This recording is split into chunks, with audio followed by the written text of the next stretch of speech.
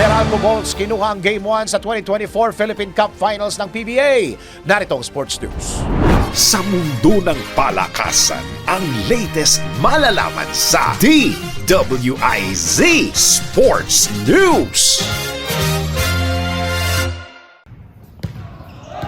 Nagwagi sa Game 1 ng 2024 PBA Philippine Cup Finals ang Meralco Bolts kontra sa defending champion na San Miguel Beermen. Ang final score kagabi, 93-86. Ipinakita ng Bolts ang kanilang tikas pagdating sa depensa, dahilan para maging scoreless ang Beermen ng higit 2 minuto sa fourth quarter.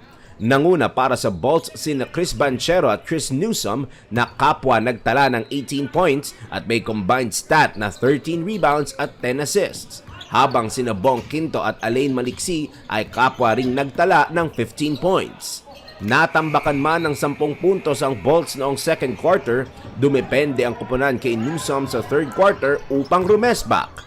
Para naman sa Beermen, si Junmar Fajardo ay gumawa ng 23 points, 10 rebounds at 2 assists, ngunit nagkaroon rin siya ng 6 turnovers. Si CJ Perez naman ay mayroong 20 points at nagkaroon pa siya ng foul trouble. Lamang na ng isang panalo ang Meralco sa Best of 7 series at ang Game 2 ay gaganapin bukas ng gabi.